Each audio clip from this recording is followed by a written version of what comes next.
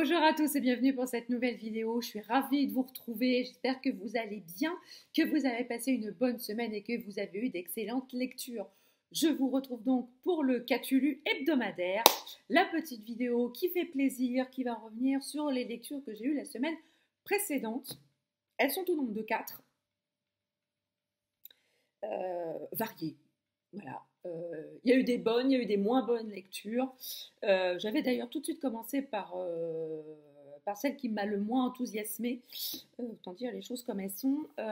Il s'agit de La forêt de Luca Tatiasim aux éditions Inceptio. Alors pourtant ça partait bien, on est en 1958, lors d'une sortie scolaire, 7 adolescents s'égarent dans la forêt. Et ils vont se réfugier au centre d'une espèce de clairière, dans une cabane en bois. Et ils vont se préparer pour passer une nuit dans cette fameuse cabane en attendant que les secours viennent les chercher. Le problème, c'est que les secours ne viendront jamais. Les secours ne viendront jamais et ils vont bien évidemment tenter de sortir de cette forêt, mais à chaque fois qu'ils prennent le chemin vers la sortie de la forêt, invariablement, ils reviennent vers cette cabane et vers cette clairière.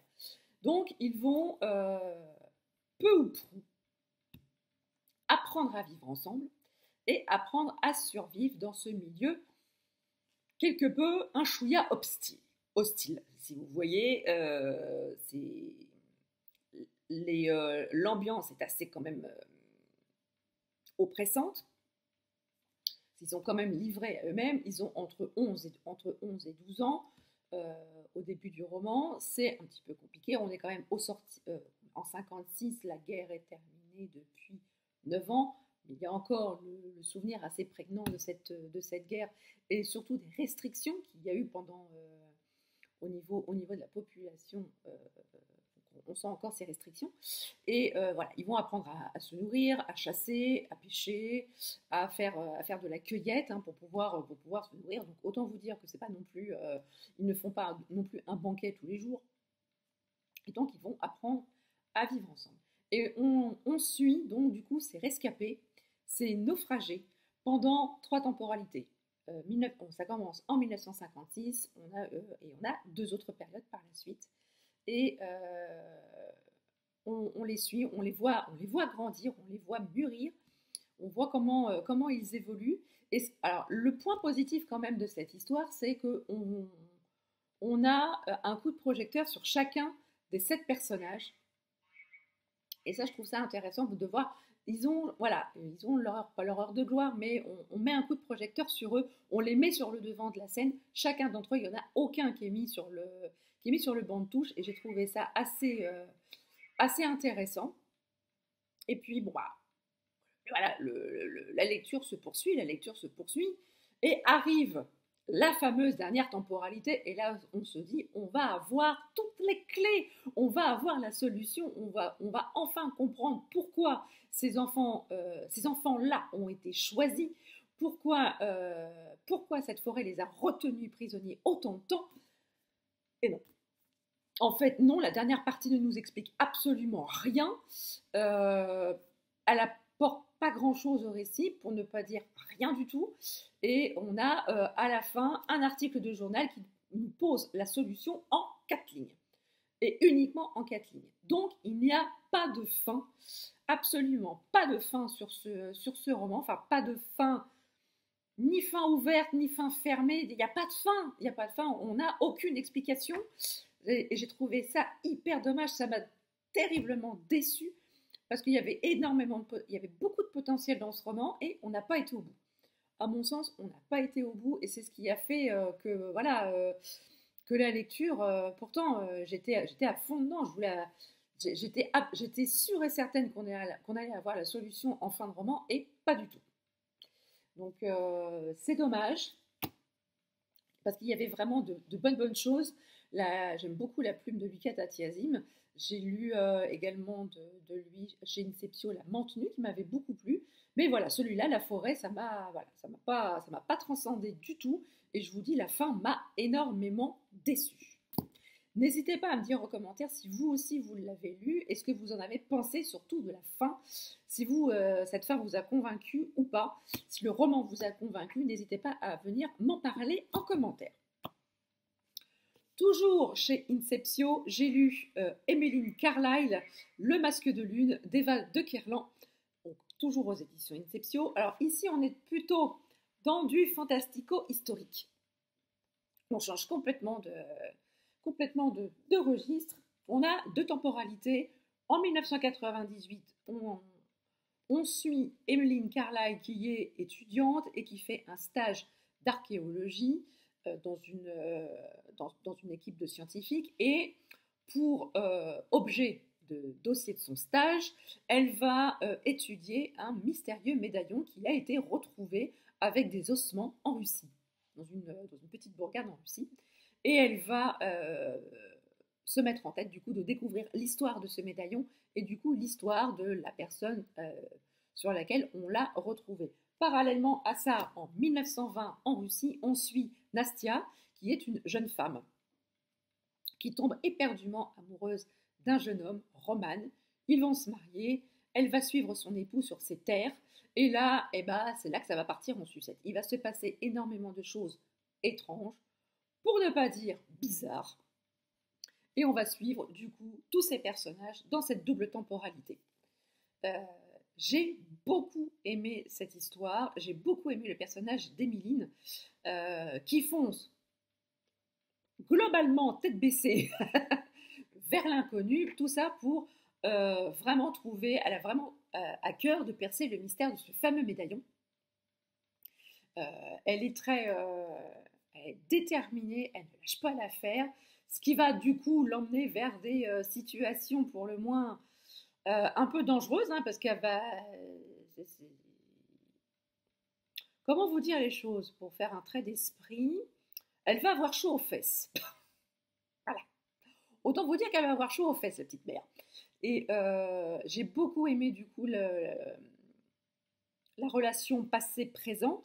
J'ai beaucoup aimé toute la partie historique sur la Russie de 1920. C'est une période et un pays que l'on connaît assez peu. Et j'ai trouvé ça hyper intéressant. Le seul petit bémol que je peux objecter sur ce roman, c'est que ça va vite, voire même parfois un peu trop. Comme vous le voyez, il n'est pas épais, il fait 240 pages, et l'action va très très vite, voire même trop vite. J'en ai discuté avec l'autrice lors d'un moment d'échange privilégié entre la team de chroniqueurs Inceptio et Eva de Kerlan, initiée par Ophélie et Guillaume des éditions Inceptio. C'était hyper intéressant, même si je suis arrivée un petit peu après la bataille, un petit peu à la fin. Bref, il y a un passage, c'est la rencontre entre Nastia et Roman en un chapitre, ça a été bâclé. Voilà, ils se rencontrent, il y a quelque chose qui se passe, crac, boum, il lui offre le médaillon, et pouf, il se fiance. Je lui ai dit, waouh, en un chapitre, j'ai fait, Roman, il y va fort, hein, il y va pas avec le dos de la cuillère, il n'y a pas de temps à perdre avec les préliminaires. Que dalle. Et en fait, leur histoire est résumée. Alors, moi, je l'ai pas lu comme ça. J'ai juste lu que ça a été fait hyper vite. Bon, l'autrice m'a expliqué que c'était en fait résumé. Mais pour moi, j'ai trouvé que ça allait hyper vite. Et on voit tout de suite que leur amour est profond, mais il est aussi extrêmement charnel. Ce qui peut surprendre, parce qu'on a quand même des scènes un peu explicites, hein, dans ce roman. On n'a pas l'habitude de voir ça chez Inceptio. C'est très explicite. Et là, du coup, je me dis, ok, mais il ne va quand même pas se passer que ça entre eux, quand même. Entre les coups de butoir et le labourage. On peut peut-être espérer qu'il se passe un petit peu autre chose entre deux. Bon, ça vient. Excusez-moi ces métaphores un petit peu de jardinage, mais voilà, Céline, si tu regardes cette vidéo, tu sauras de quoi on parle. Je te fais une petite dédicace. Comme je suis pas sûre que tu regardes la vidéo, mais enfin, bon, peu importe. Mais voilà, donc c'est voilà, ça peut surprendre, mais c'est pas inintéressant, justement, au vu de ce qui se passe par la suite. J'ai beaucoup aimé, je ne vous dis pas ce que j'ai pensé de la fin. J'ai beaucoup aimé, hein, même si certaines questions restent en suspens. Mais voilà, j'ai beaucoup aimé. Je vous recommande vraiment de lire ce roman à la fois pour son côté fantastique et à la fois pour son côté historique. Tout le monde y trouvera son compte, c'est hyper intéressant. Les personnages sont très très bien campés. Eva de Carlan a signé un très très bon roman fantastico-historique ou historico-fantastique. Ça dépend de quel côté penche votre cœur, mais je vous conseille vraiment Emmeline Carlyle pour la découverte. Autre roman que j'ai lu également, qui est sorti la semaine dernière. Alors, Emmeline Carlyle est sorti vendredi 9 septembre et celui-ci est sorti également la semaine dernière, il est sorti jeudi 8. Il s'agit de La mort est parfois préférable de Sacha Herbel aux éditions Tornada. Et là les enfants, j'ai adoré ce thriller haletant, mené tambour battant par une plume incisive, extrêmement réaliste et qui nous plonge tout de suite au cœur de l'intrigue. Ici, on va suivre Yann, qui est inspectrice de police dans un commissariat de Lille. Elle est extrêmement bien, elle s'entend hyper bien avec ses collègues. Elle a un taux de résolution d'affaires qui frôle la perfection, on va dire. Il y a un tout petit bémol à sa vie. Elle est atteinte d'une maladie. On en entend beaucoup parler. C'est pas un spoil, on le sait assez rapidement dans le roman. Elle souffre d'endométriose, qu'elle surnomme l'araignée. Et Sacha Herbel va nous expliquer le quotidien de ce que vivent les personnes, les femmes atteintes d'endométriose. On en entend beaucoup parler, mais on en sait finalement très peu de choses. Et là, on suit le calvaire quotidien des femmes qui subissent cette maladie, les attaques, les crises de douleur qui surgissent à n'importe quel moment de la journée, sur une échelle de douleur allant de plus 100 à plus 500. C'est horrible, le quotidien c'est un enfer. La douleur est telle que Yann, elle ingère toutes sortes d'antidouleurs et elle le dit très bien à un moment, la douleur est telle que tu avales n'importe quoi pour la faire passer. Cette phrase, elle m'a énormément parlé car il y a quelque temps de ça, je souffrais d'atroces migraines, de crises de migraines absolument intolérables et c'était pareil, j'étais pareil que le personnage de Yann, j'avalais tous les anti-migraineux et antidouleurs qui me tombaient sous la main jusqu'au moment où ça me soulageait. Je peux comprendre aisément l'état d'esprit psychologique et physique du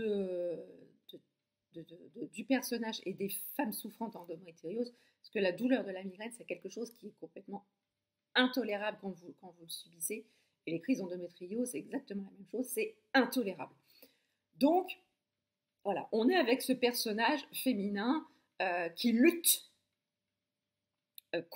d'une part contre la douleur et qui lutte aussi pour ne pas montrer sa douleur aux autres, pour ne pas montrer, elle ne veut pas que son entourage sache qu'elle souffre d'endométriose et elle fait absolument tout pour le cacher. Parallèlement à ça, on a deux affaires. On a un journaliste qui est retrouvé mort dans sa baignoire, il a été passé à tabac, il a été noyé, et parallèlement à ça, on a une affaire de suicide. Alors, la mise en scène est assez spectaculaire car la personne s'est suicidée en se en se coupant la tête. Voilà, je ne vous explique pas comment, c'est parfaitement bien expliqué dans le roman. C'est extrêmement spectaculaire et c'est peu banal. On va dire les choses comme elles sont. Donc, ils vont, Sacha, Yann va enquêter sur le meurtre du journaliste et un de ses collègues et amis va enquêter sur le suicide. Ils vont faire leur enquête et ils vont remonter petit à petit la piste. Et là, franchement, l'intrigue est hyper bien menée. C'est alors j'ai vu une chose se profiler dans ce roman, mais bon, c'est pas voilà, j'ai pas été surprise quand c'est arrivé parce que je me doutais que ça allait arriver. Je me doutais de l'implication de cette personne dans la résolution. Mais j'ai vraiment beaucoup aimé le combat de Yann et sa relation avec son collègue Bart, qu'elle appelle Brat. Il s'est parfaitement expliqué là-dedans. Il y a des moments de profonde tension, des moments où justement l'autrice nous explique le combat intérieur de Yann, c'est touchant et c'est bouleversant. Et on a aussi des petites touches d'humour. Notamment, j'ai ri, mais j'ai ri comme une baleine. C'était incontrôlable. J'étais prise un fou rire. Mais c'est quand les policiers, les enquêteurs arrivent sur la scène de crime, ils se sont habillés avec des combinaisons, les surchaussures, la charlotte. Et il y a un des personnages qui dit bon ben voilà, on va rentrer sur la scène de crime, il faut qu'on se déguise en coton-tige. Et là, j'ai trouvé le truc complètement saugrenu, mais ça m'a tellement fait rire. J'ai ri comme une baleine, c'était...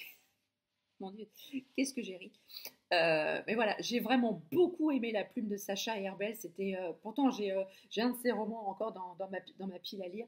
C'est une plume vraiment incisive. Elle nous fait vraiment aller au cœur des personnages, nous fait vivre vraiment leur douleur, leur combat intérieur, tout ce qu'ils ont vécu. Et le titre, La mort est parfois préférable, il est il est vraiment parfait pour ce roman et il s'explique euh, en longueur, en largeur, en hauteur, tout ce que vous voulez. Franchement, lisez Sacha Herbel, lisez La mort est parfois préférable. C'est vraiment un excellent roman policier et un très très bon roman sur l'humain et sur le combat sur la maladie. Voilà. Et donc, je vais vous présenter le dernier roman que j'ai lu, pour être plus précise que j'ai écouté, car il s'agit des Dominos de la vie de Laure Manel, que je vous mettrai ici. Alors, c'est un service presse audio que j'ai eu grâce à la plateforme NetGalley. C'est le premier roman de Laure Manel que je lis, que j'écoute, que je lis, on va dire, ça va être plus simple. Donc j'ai donc découvert sa plume. On fait la connaissance d'Amélie qui a eu des gros soucis de santé.